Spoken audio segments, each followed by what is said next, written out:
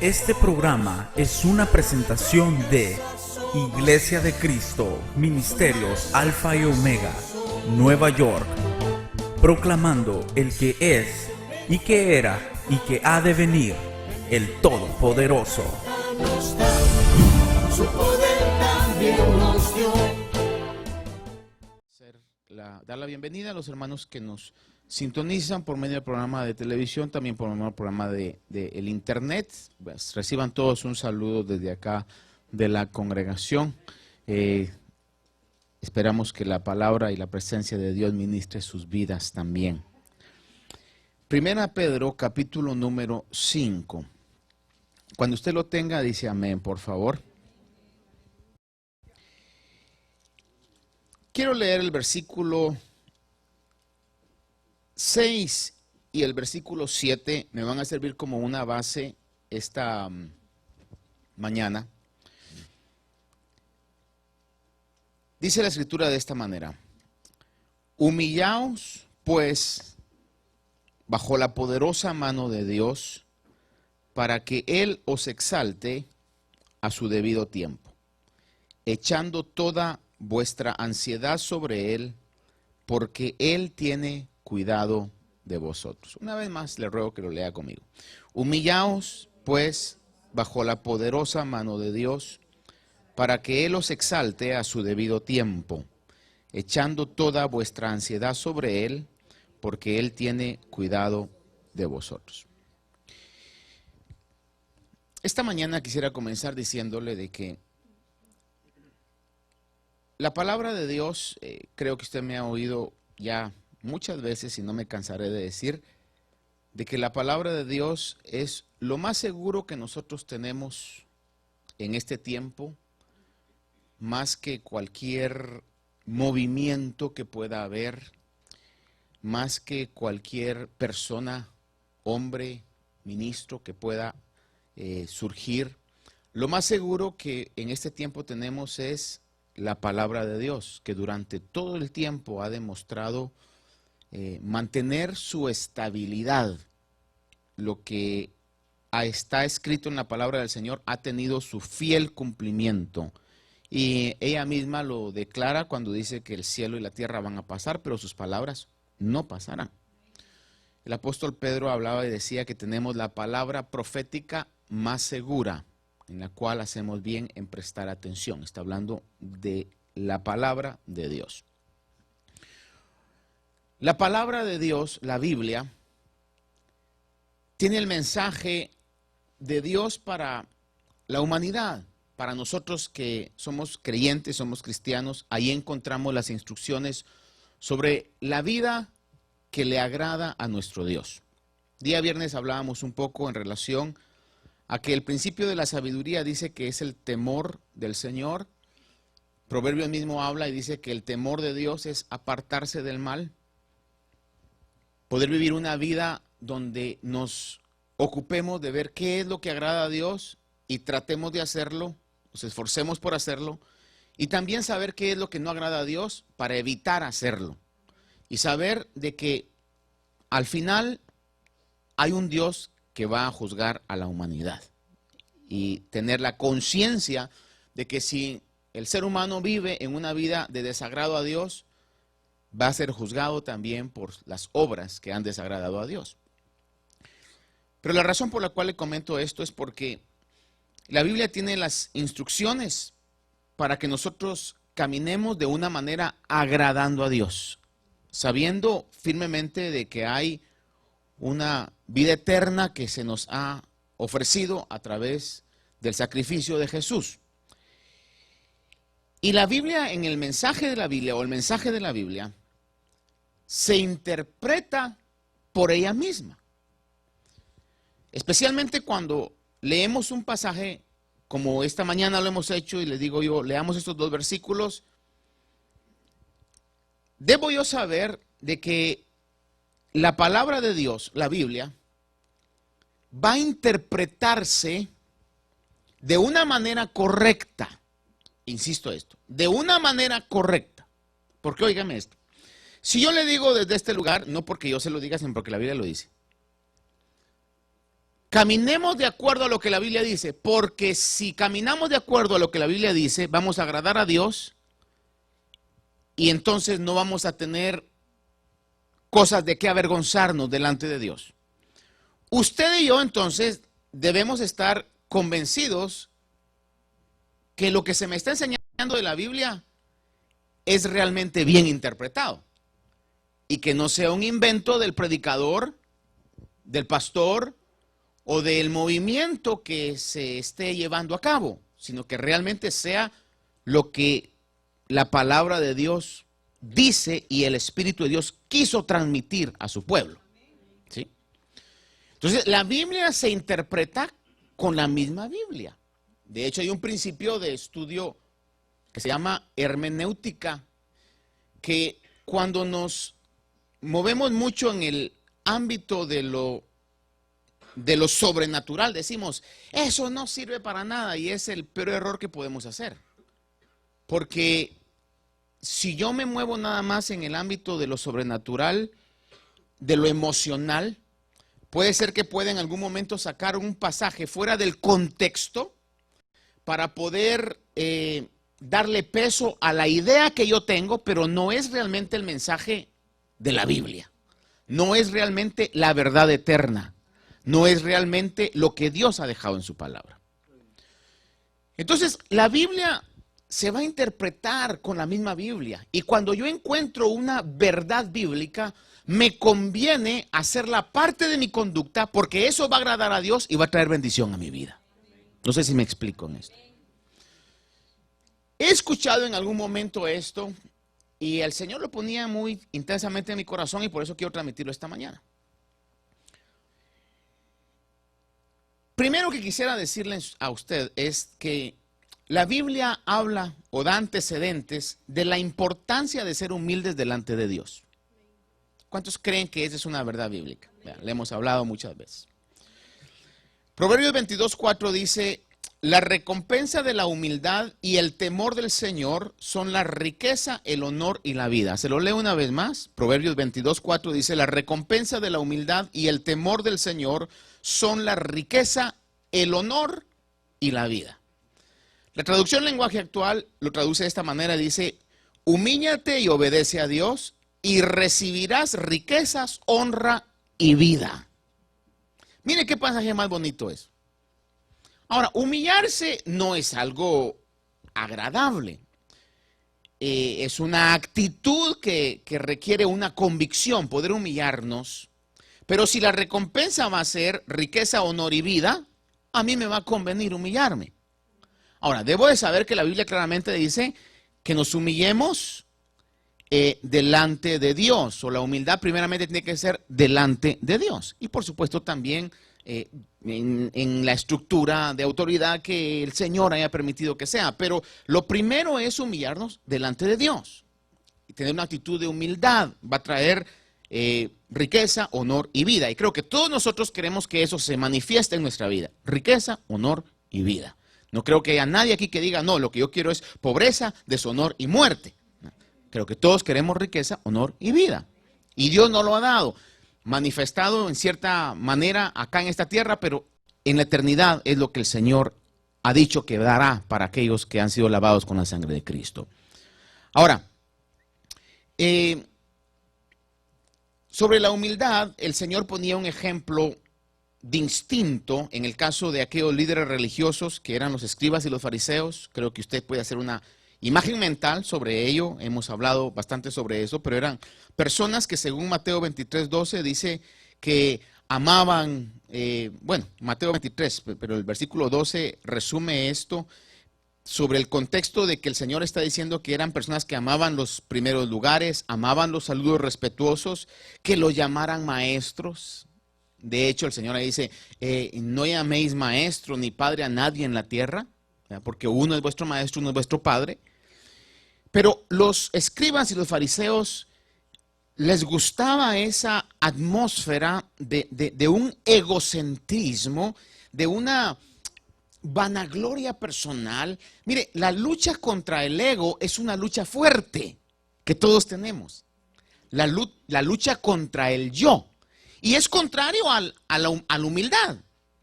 una persona que es egocéntrica o siempre quiere ser el primero o la primera, va a tener una batalla tremenda para poder ser humilde, pues. ¿Ya? Y entonces, cuando el Señor habla de esto, dice una frase muy clara y muy directa, dice en Mateo 23:12, y cualquiera que se ensalce será humillado, y cualquiera que se humille, dice, será ensalzado. Una vez más, el principio de que la recompensa de la humildad son riqueza, honor y vida. El que se ensalce será humillado, y el que se humille será exaltado. Principios bíblicos. La misma Biblia se interpreta por ella misma. Santiago 4:10 dice una frase también bastante directa, dice, humillaos en la presencia del Señor y Él os exaltará. Una vez más, un verso clave, fácil de repetir, humillaos en la presencia del Señor y Él os exaltará. ¿Cuántos creemos que esa palabra es verdad? Humillaos en la presencia del Señor y Él os exaltará.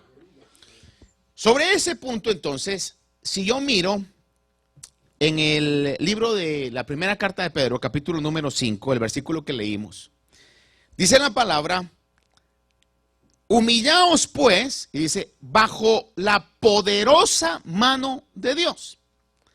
Ahora bien, fíjese que en este concepto es a donde yo lo quiero llevar.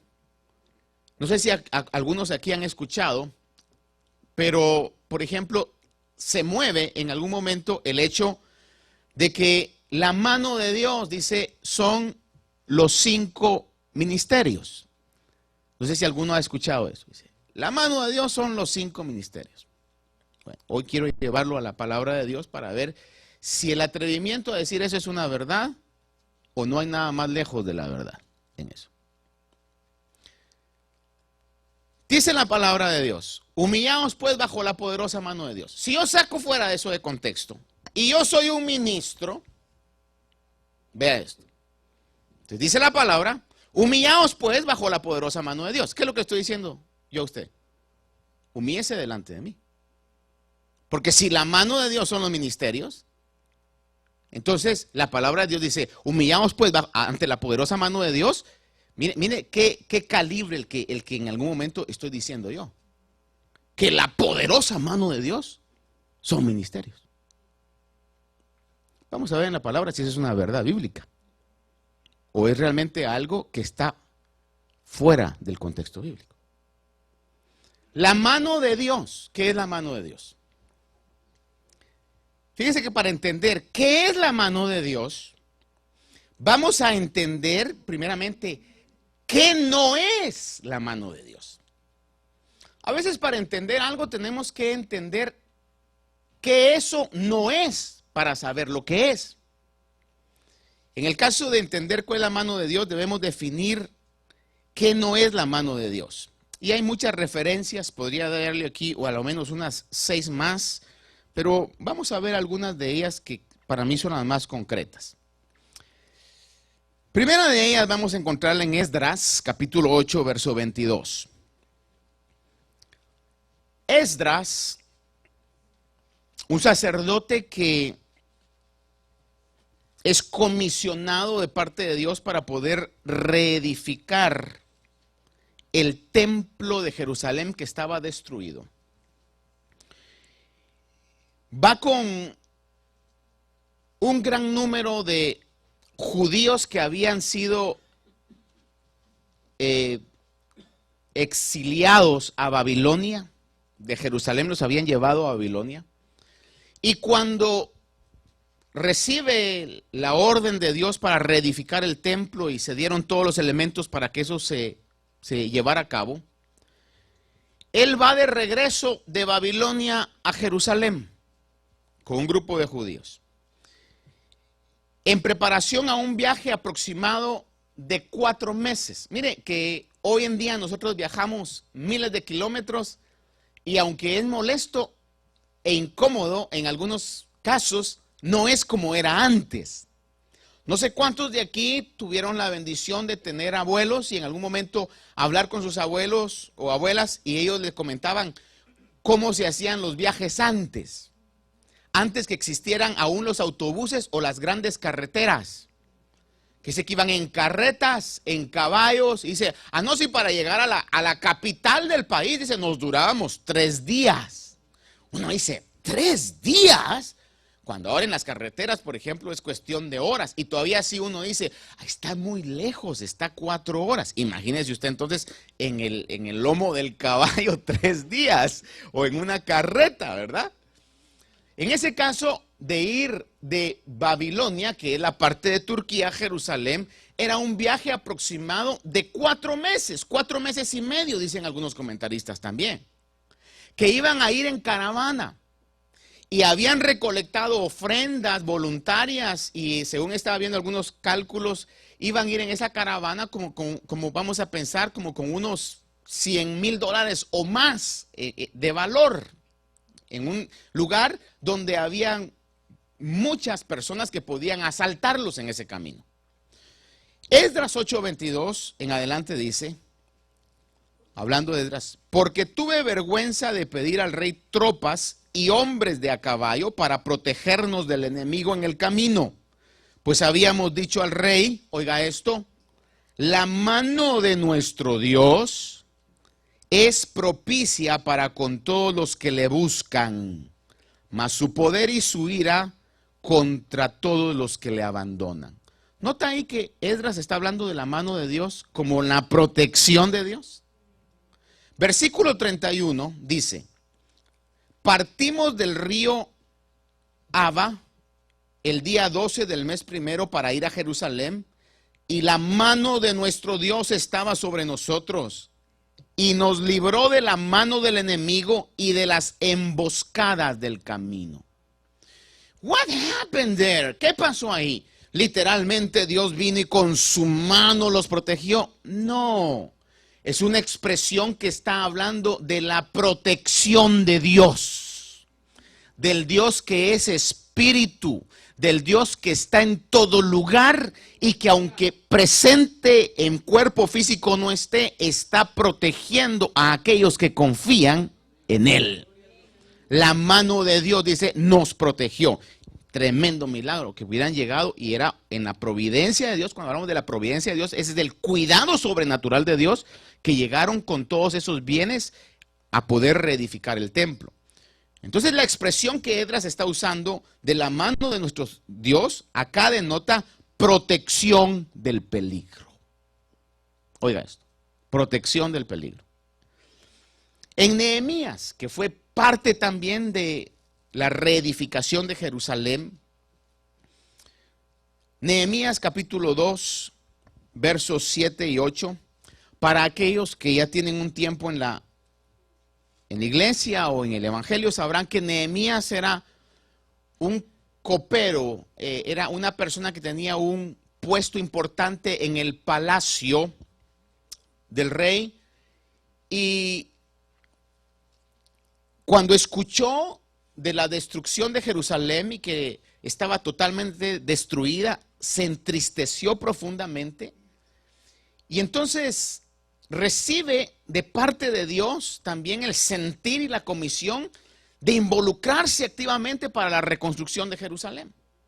Una tarea grande. Y Nehemías capítulo 2 versos 7 y 8 dice, y dije al rey, si le agrada al rey, que se me den cartas para los gobernadores de las provincias más allá del río, para que me dejen pasar hasta que llegue a Judá, y una carta para Asaf, guarda del bosque del rey, a fin de que me dé madera para hacer las vigas de las puertas de la fortaleza que está junto al templo, para la muralla de la ciudad y para la casa a la cual iré. Y el rey me concedió, porque la mano bondadosa de Dios estaba sobre mí. Una vez más, discúlpenme que sea tan exagerado en esto quizá. Dios manifestó su mano física y la puso detrás de Nehemías. No, lo llenó de gracia ante el rey. Después de inspeccionar, cuando Nehemías llega ya a Judá y mira la devastación total al grado que él sale de noche en un caballo, dice, y hubo un momento en el que ni siquiera el caballo podía pasar en medio de los escombros. Era como una escena de guerra eso.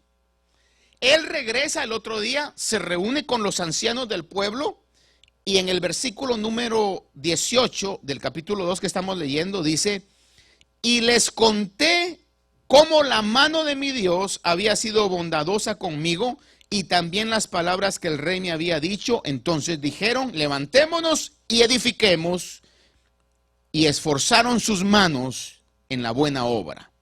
Es decir, que la mano de Dios en este pasaje es una expresión de gracia y favor delante de hombres importantes. Vea usted, en el caso de Esdras, la mano de Dios significó protección. En el caso de Nehemías, la mano de Dios significó gracia y favor. No sé si me estoy explicando esta mañana. Job. ¿Cuántos no saben la historia de Job? Aún aquellos que quizás no son cristianos sabrán o habrán oído de la calamidad de Job. Tenía todo y de repente se quedó sin nada. Y no solamente se quedó sin nada, sino que le cae una enfermedad terrible. El caso de Job, dice versículo 21 del capítulo 19, 21 de Job, dice: ten piedad de mí, vosotros mis amigos, porque la mano de Dios, dice, me ha herido. Usted sabe que Job padeció esa enfermedad y él dice: la mano de Dios me ha herido. Eclesiastés 9:1. Pues bien, dice en el caso de Salomón que escribe Eclesiastés, dice: pues bien, he tomado todas estas cosas en mi corazón y declaro todo esto, que los justos y los sabios y sus hechos están en la mano de Dios.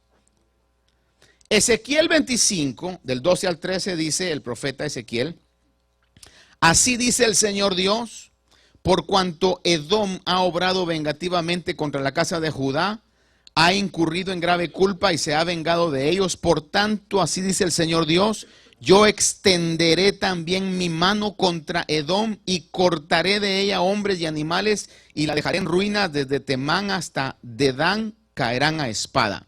Note cómo está hablando tanto Job, Salomón en Eclesiastés y Ezequiel, que la mano de Dios son actitudes que Dios toma, no solamente para bendecir, sino que en algunos casos también para castigar. Salmo 31:15 dice: en tu mano están mis años, líbrame de la mano de mis enemigos y de los que me persiguen. La traducción al lenguaje actual dice de esta manera: mi vida está en tus manos. Y no sé si en algún momento usted ha escuchado esa frase o quizás ha dicho esa frase: Señor, mi vida está en tus manos. ¿Qué es lo que le estamos diciendo? En tus manos literalmente me tienes. Mire, tenemos que comprender algo. La Biblia dice en Juan que Dios es espíritu. Cuando vemos nosotros en la Biblia y leemos los ojos del Señor, los oídos del Señor, la mano del Señor, está el Señor identificándose al lenguaje que nosotros podemos comprender. Pero que Dios es espíritu, la Biblia lo dice claramente.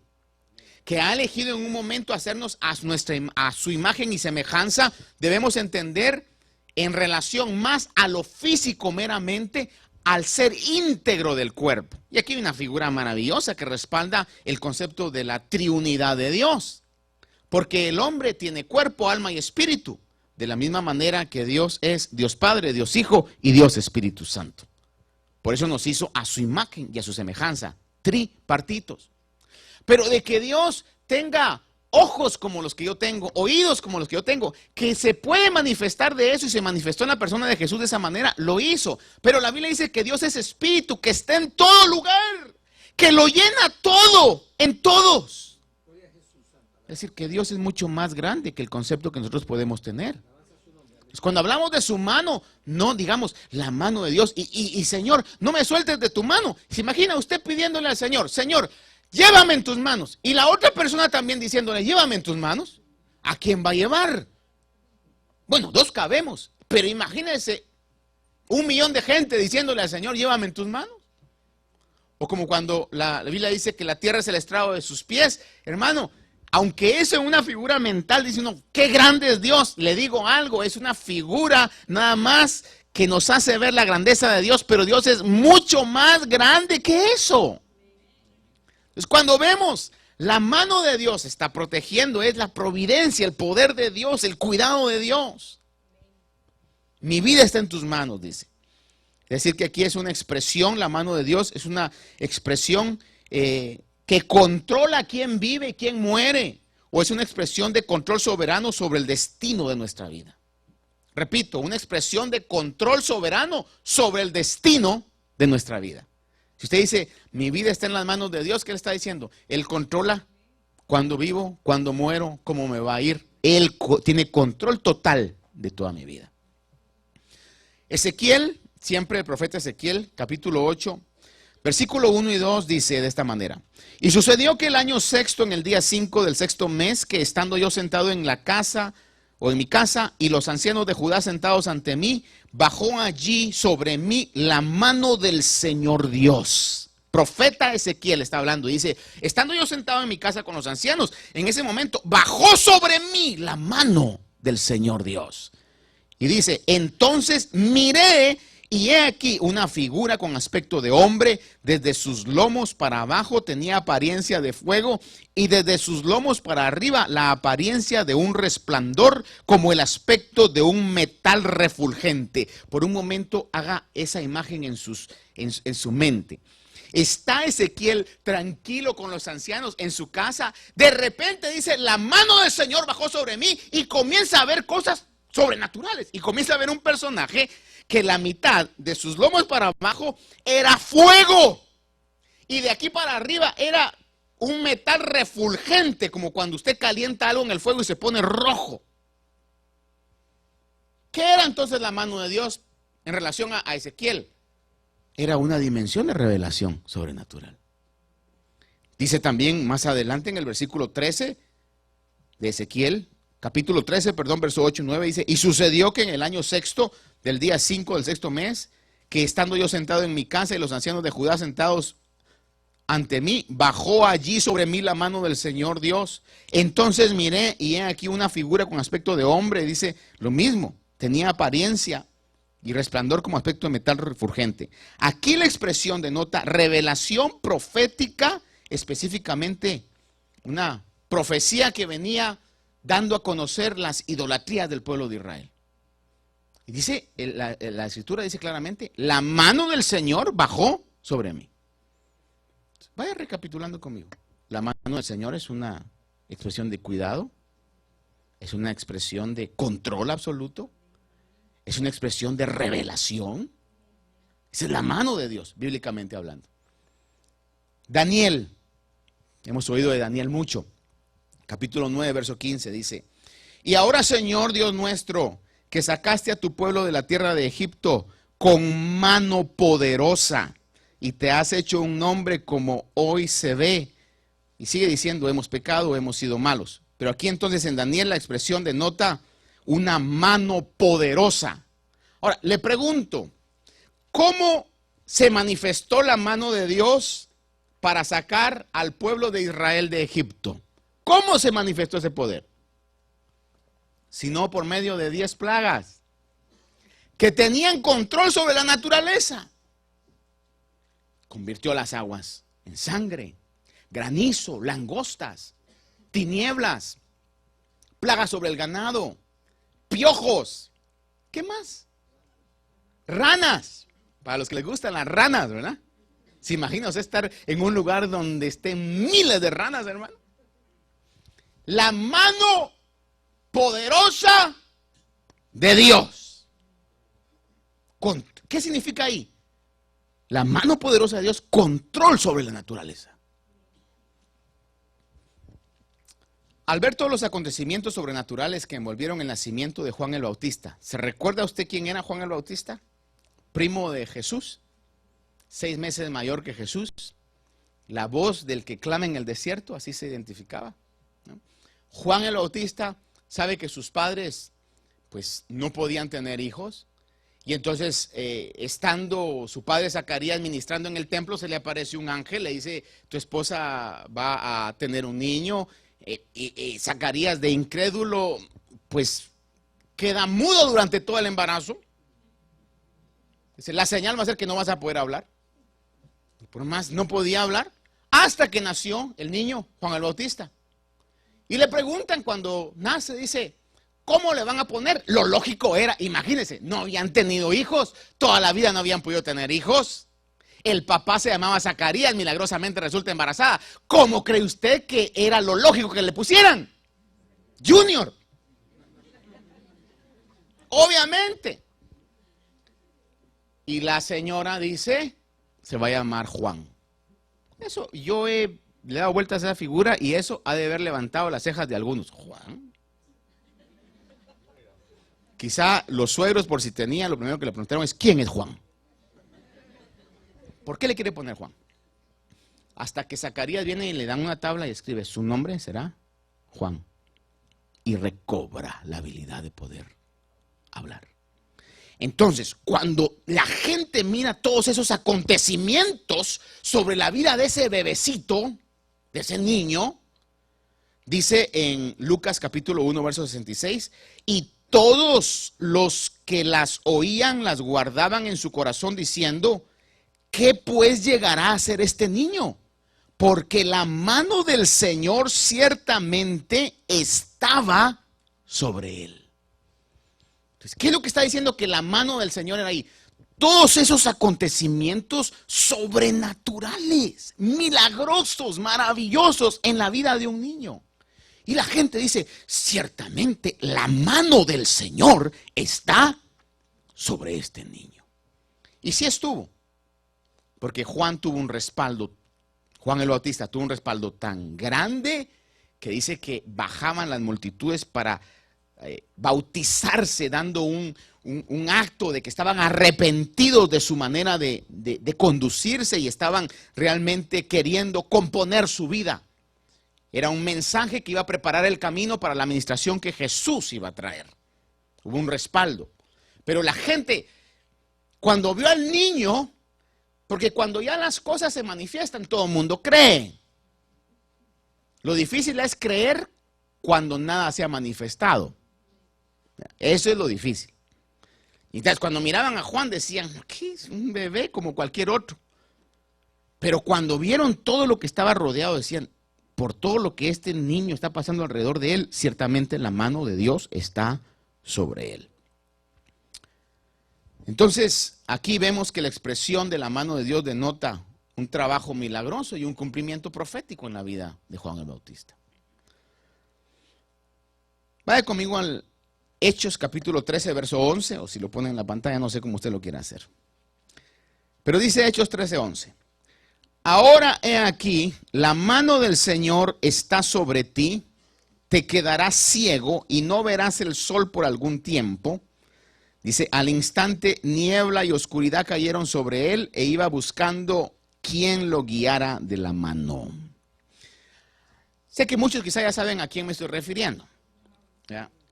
El apóstol Pablo llega a cierto lugar donde había un gobernador llamado Sergio Paulo, pero tenía cercano a él una versión traduce, dice que era un brujo llamado Bar Jesús, que su nombre en griego era Elimas, es decir, en hebreo Bar Jesús y en griego Elimas. Y otros comentaristas, otras versiones traducen que cuando este brujo que estaba a la par del gobernador, que eso de que los gobernantes tengan brujos a la par es viejo ya. Dice que cuando supo que venía Pablo, se les opuso, dice que no los quería dejar entrar. No, ¿y para qué van a entrar esos hombres aquí? Entonces el apóstol Pablo viene y dice que le dice, la mano del Señor está sobre ti y quedarás ciego. Y el hombre quedó ciego. El hombre que encantaba a la gente con todas sus brujerías ahí, quedó ciego. Entonces aquí la mano de Dios, o esa expresión, denota poder milagroso, mire, aún para enceguecer a una persona.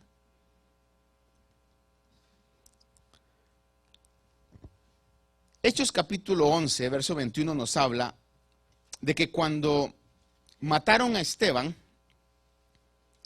¿Sabe usted que Esteban, el diácono, fue el primer mártir, que lo apedrearon? Las ropas de Esteban las pusieron a los pies ¿de quién? De Pablo. Cuando era todavía Saulo, después se convirtió a Pablo, comenzó el ministerio del apóstol Pablo, era Saulo de Tarso. Pero cuando matan a Esteban, que era un hombre lleno del Espíritu Santo, que era respaldado por Dios, esos son los grandes misterios de cómo Dios trabaja. Imagínese usted un hombre que tenga ese respaldo sobrenatural de Dios y que de repente lo apedreen. Uno se pregunta, ¿si a qué lo apedrearon? ¿A mí qué? Entonces, todos lo que comenzaron a hacer es que comenzaron cada quien a hacer sus maletas y a irse de Jerusalén. Dijeron, aquí ya no se puede vivir. Yo no voy a abandonar mi fe. Pero si le hicieron eso a Esteban, ¿a mí cómo me va a ir? Entonces, todos comenzaron a salir y fueron dispersados. Porque estaban tan cómodos en el lugar donde estaba pues, la gloria de Dios. Pero obviamente el Señor lo que quiere es que nosotros no estemos solo nosotros bien, sino podamos ser de bendición a otras personas.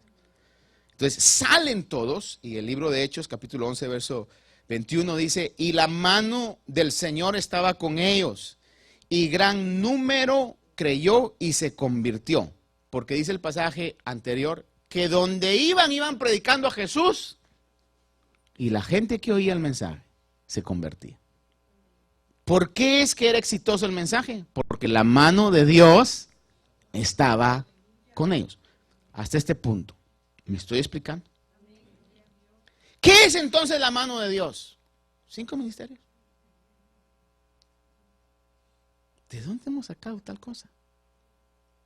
¿Qué otro pasaje refuerza eso? Le voy a llevar 2 ejemplos más. El dedo de Dios. ¿Dónde está el dedo? No está en la frente, ¿verdad? El dedo está en la mano. Entonces, cuando hablamos del dedo de Dios, otra expresión para hablar de la mano de Dios. Por ejemplo, usted dice, me duele mi mano. Y es porque le duele un dedo, pero se sobreentiende que es su mano la que le está doliendo, ¿no? En Lucas capítulo 11, verso 20, comienzan a acusar a Jesús de que echaba fuera demonios por Belcebú.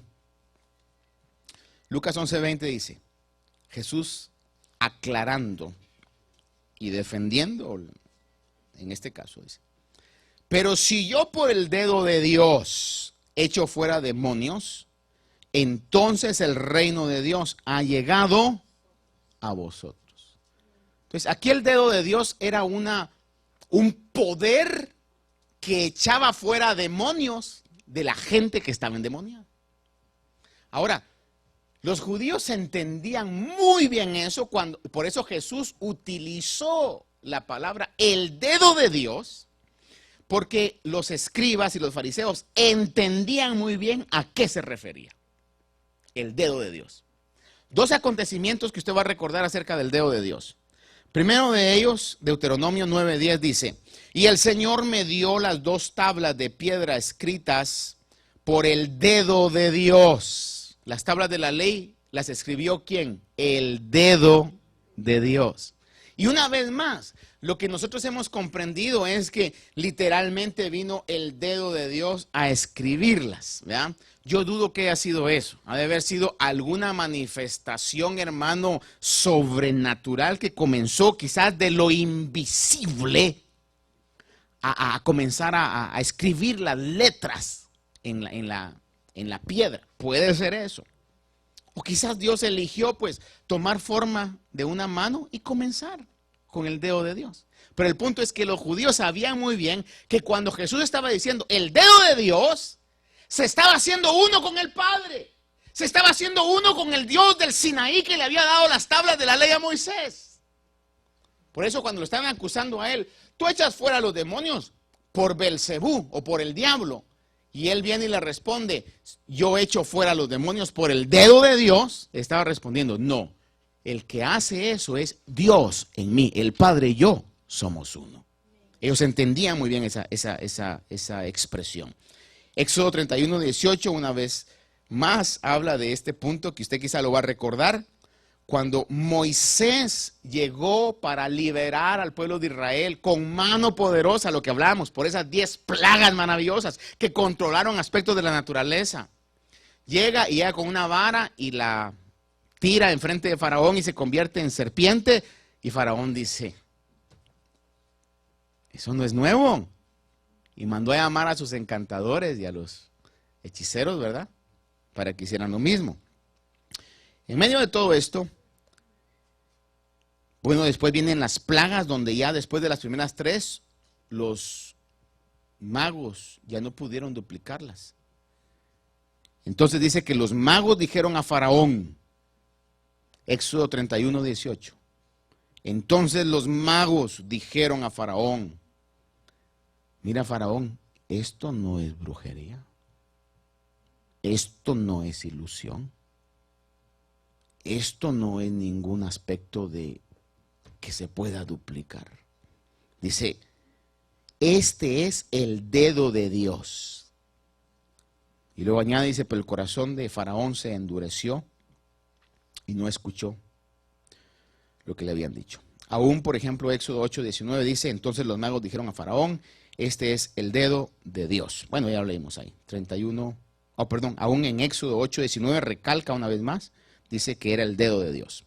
Entonces, la mano de Dios, amados hermanos, nos habla del accionar de Dios, óigame esto, del accionar de Dios protegiendo, dando gracia, dando favor delante de personas que necesitamos tener favor, control soberano sobre el destino del hombre, satisfacción, revelación profética, poder sobre la naturaleza, poder sobre la salud, poder para salvar. La mano de Dios no está hablando de ministros.